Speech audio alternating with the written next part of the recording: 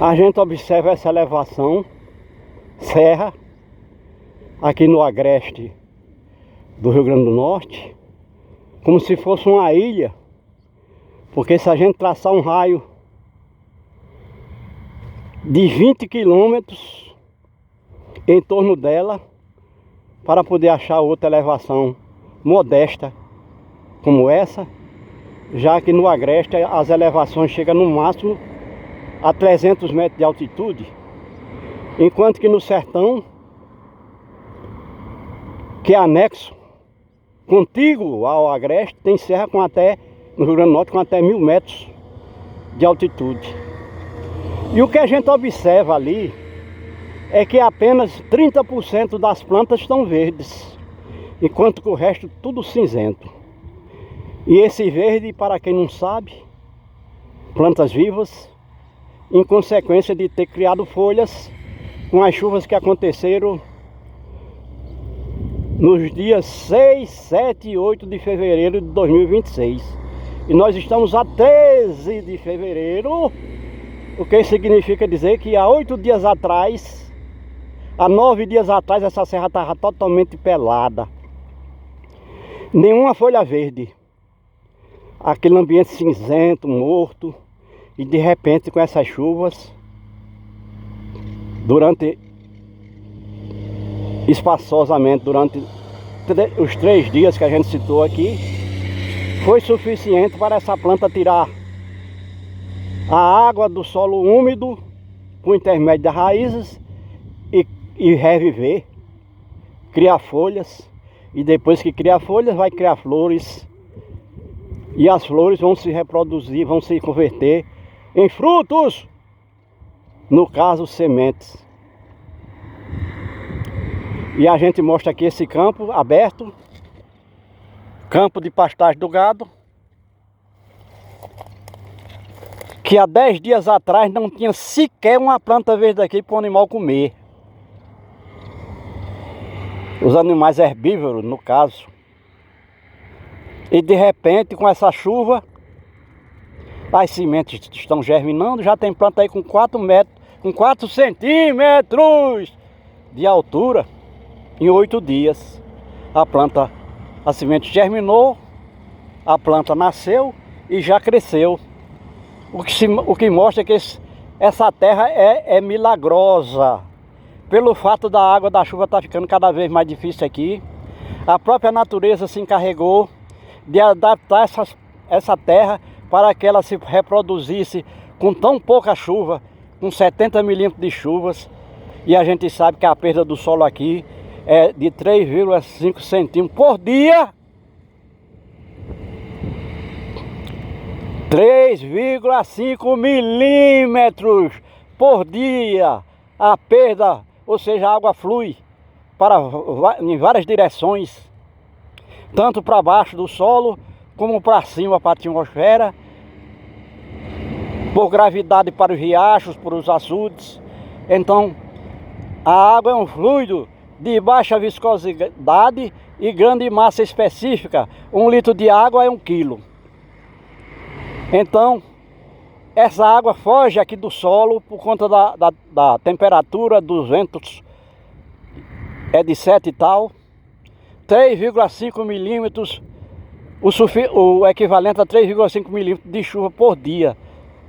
Ou seja, flui 3,5 litros de água do solo por metro quadrado ao dia. Essas informações são fundamentais. E todos nós, seres vivos, que somos seres inteligentes, racionais, devemos, portanto, entender como é o comportamento da água na terra. Então veio a chuva, porque foi água que evaporou da litosfera e hidrosfera para a atmosfera, e lá formou, a água se condensou, formando nuvens. E quando a chuva se deslocou, encontrou os benefícios necessários para se precipitar em forma de chuva, umedecendo o solo suficiente para a semente germinar. E nós vamos acompanhar então mais um pouco aqui o efeito que teve a presença de chuvas aqui recentemente. A gente vê que todas essas plantas, todas essas sementes germinaram por conta da umidade do solo. E a umidade do solo tem a ver com as chuvas. E a gente chega aqui nessa cerca, onde tem essa planta, essa árvore de grande porte, chamada de umburana, que é da família do umbu, que enfolhou nesses últimos 8 dias por conta das chuvas. Estava totalmente pelada e, portanto, a planta pelada não processa, sem folhas, não processa a fotossíntese e não contribui com o clima da terra. E ela estava pelada porque não tinha água no solo suficiente para a planta colher. Apesar dessa raiz dessa árvore ser bastante extensa, com comprimento de 10, 15 metros, ela não encontrava água, umidade para colher, para alimentar-se, como no seu metabolismo, que necessita de água todos os dias, que possa colher essa água por intermédio das raízes. Então aqui nós estamos vendo essa árvore chamada de umburana, que é uma madeira de lei, que foi usada aqui pelo homem local para a construção de várias peças de utensílio na sua casa, como foi usado tábuas de umburana para fazer as portas, as janelas, tábua para fazer as cadeiras, para fazer a cama de umburana, tudo de umburana. Fazer barris para carregar água, mas também barris para o envelhecimento de bebidas, como a cachaça, a aguardente, que é guardada no barril de umburana, porque a umburana vai trazer um sabor e um odor agradável à aguardente. Também para armazenar vinho de diversas frutas, para guardar conhaque. Então é uma árvore realmente de grande utilidade na vida do homem nordestino. E ela é planta de cerrado. E existe em todos os cerrados brasileiros. Então aqui nós estamos no agreste, é cerrado. E o homem colocou aí uma estaca de cerca, a umburana. E ela simplesmente se transformou nessa cerca verde, onde a umburana tem essa capacidade de criar folhas e raízes a partir de uma estaca verde que é colocada aí no chão, na cerca, que é chamada de cerca viva. Então aí está a umburana e ali está o ninho da casaca de couro. Incrivelmente, essa casaca de couro faz o seu ninho com gravetos da jurema, que a gente não vê nenhuma jurema aqui, mas nas imediações deve ter. E ela fez seu ninho aqui na umburana, se beneficiando dessa árvore, onde certamente se reproduz. Esse ninho provavelmente já tem vários anos aí, e à medida que ela vai tirando os seus filhotes, volta o casal de casaca de couro, que é um pássaro que tem a sua plumagem da cor da casaca de couro do vaqueiro do Nordeste, que é o couro curtido. Então é chamado de casaca de couro por conta da plumagem, a cor da sua plumagem. E a casaca de couro usa esse ninho enquanto ele estiver aí resistindo às intempéries, ela vai usando e às vezes até melhorando todo ano para poder fazer sua postura e criar seus filhotes. E nós falamos aqui do benefício que a chuva trouxe, e a gente vê que ela está presente em todos os lugares, e de repente nós estamos nos aproximando aqui de um bovino que morreu. Aí alguém disse, mas por que morreu? Com certeza por não ter alimentação. E existe até uma música do cancioneiro nordestino que diz assim: por falta d'água, perdi meu gado, morreu de sede meu alazão. No lugar daqui que ele se refere à música, A letra da música é o gado bovino, que aqui é de grande criação aqui no Nordeste, o gado bovino. E o alazão se refere ao cavalo, a montaria do homem. Então, por falta d'água, porque não tinha pasto, comida para o gado morreu e morre aqui aos turbilhões aqui todo ano, porque todo ano nós temos um período aqui sem chuvas. Embora possa cair até 1.200 milímetros de chuva aqui por ano, isso acontece num período de no máximo 5 meses. E como a perda de água é muito alta, por conta da umidade do ar que é muito baixa, os ventos secos, e a água não se sustenta no chão, nem nos reservatórios, nem no solo, acontece de que nós possamos passar até 200 dias aqui sem ter pasto para o gado comer. Só que o homem tem tecnologia para captar essa água da chuva, porque 1.200 milímetros é muita água, é 1.200 litros de água por metro quadrado de água da chuva. O homem teria a capacidade de armazenar essa água de forma a ela não fluir, ela não fugir e nem se contaminar. A contaminação acontece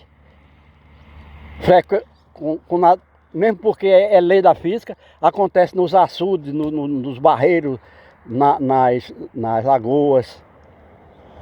A contaminação e a fuga também, tanto foge para a atmosfera, como foge para dentro da terra, por drenagem.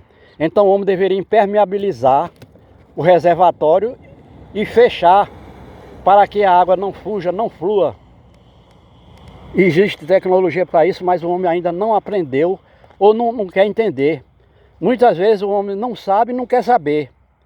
E aí, quando o homem não sabe e não quer saber, não tem solução.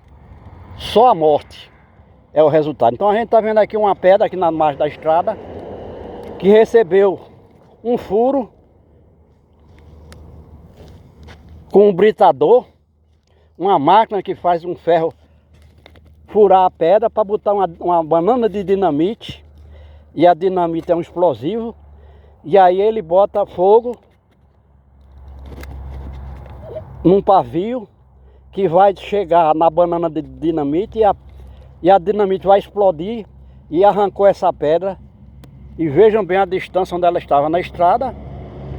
Na estrada veio cair por aqui. Então a gente está vendo várias pedras que estão aqui, que estavam lá no meio da estrada, no leito, onde seria o leito da estrada. E o homem usou o fogo da dinamite, a explosão, para tirar essa pedra do caminho. Ou seja, do leito da estrada onde iria passar a estrada. E está aqui o movimento de pedras que foi feito artificialmente. O homem usando máquinas, tratores de grande potência que empurraram essas pedras para cá junto com a areia. Mas também tinha que usar a dinamite para diminuir o tamanho das pedras e pudesse assim movimentá-las, tirando do caminho da estrada, da trilha da estrada, do leito da estrada. E nós estamos falando então quantos elementos da natureza nós citamos aqui, mostrando o efeito, a presença dele, e principalmente por conta da presença de chuva aqui que aconteceu recentemente. E segundo o Serviço de Meteorologia, a continuidade dessas chuvas é praticamente improvável, visto que o homem tem já ciência para entender que os elementos que fazem com que a chuva aconteça, eles não estão presentes na maior parte do tempo. Então a gente sabe que a chuva tem tudo a ver com a cobertura vegetal que aqui foi totalmente eliminada, e as plantas que a gente vê aqui dispersas são plantas que foram deixadas aí muitas vezes porque faz sombra para o gado na maior parte do tempo, ou seja, estão esfolhadas, que tem essa capacidade de colher elementos da natureza que faz com que elas permaneçam vivas, enfolhadas. E era tempo de o homem pensar numa planta a nível de árvore ou arbusto que pudesse servir de alimento para o gado, porque a gente sabe que as plantas a relva, as gramíneas, elas têm vida curta, como a gente está vendo aqui, várias elas secas, mesmo chovendo, elas não permanecem vivas por muito tempo. E aí seria alimento do gado, o que ele chama de pasto do gado. Mas esse pasto, como a gente vê, tem vida curta, mesmo com chão molhado. Então o homem já deveria escolher plantas a nível de árvore e arbusto que pudesse usar suas folhas para ração do gado, para alimentar o gado. E aí sim o homem poderia criar gado aqui no Nordeste, porque como a gente disse, aqui pode passar 200 dias sem chuvas e aí não tem pasto para o gado, porque o solo está seco e a planta precisa de água todo dia. Já na planta a nível de árvore e arbusto, ela consegue armazenar água no seu corpo suficiente para passar mais tempo enfolhada. E planta sem folhas não processa a